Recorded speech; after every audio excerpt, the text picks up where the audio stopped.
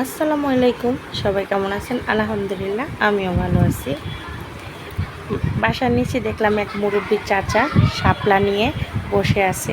তো শাপলা দেখে আমারও খেতে ইচ্ছে করলো, তার জন্য আপিদের বাবাকে বললাম শাপলা নিয়ে আসো।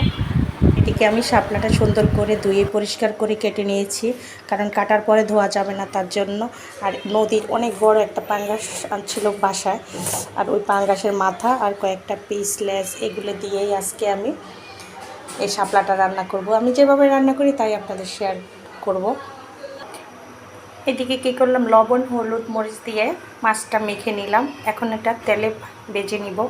আর এখানে একটা কড়াইতে আমি তেলও দিয়ে দিলাম, তেলটা গরম হয়ে গেছে। এখন মাছটা দিয়ে দিব।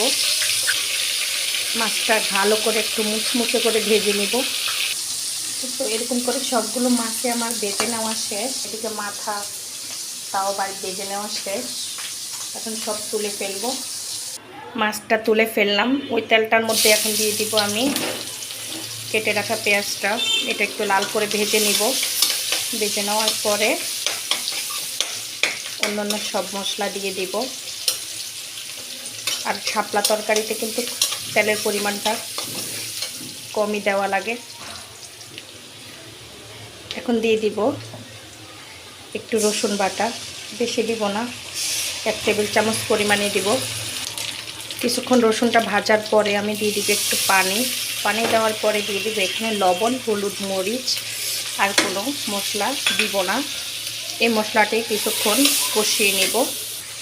মশলাটা কষানো শেষ। আর একটু গরম পানি দিয়ে দিলাম, আর কোনো পানি দিব না। এই পানিটার মধ্যেই আমি শাপলাগুলো সব দিয়ে দিব। এখন এর মধ্যে আমি সবগুলো শাপলা দিয়ে দিব। সম্পূর্ণ শাপলাটা দেওয়া শেষ। কোনো নাড়াচাড়াও দিব না, ঢাকনা দিয়ে ঢেকে রেখে দিব। এটা একদম নিমেষে অল্প একটু হয়ে যাবে। এখন এই পর্যায়ে কী করব, সম্পূর্ণ মাছটা দিয়ে দিব। কোনো ঝোল দেব না, কোনো কিছুই দিব না, কারণ শাপলা থেকে পানি উঠবে। ওই পানির মধ্যে আমার সম্পূর্ণ তরকারিটা রান্না শেষ হয়ে যাবে। আবারও ঢাকনা দিয়ে দিব। ঢাকনাটা দিয়ে দেওয়ার কারণ হচ্ছে মাছটাও সিদ্ধ হয়ে যাবে, শাপলাটাও বেশি নাড়াচাড়া করা যাবে না। এই যে দেখেন কত পানি উঠে গেছে। আর অনেকটা পানি শুকিয়ে নিব। এই তো আমার শাপলা তরকারিটা রান্না শেষ।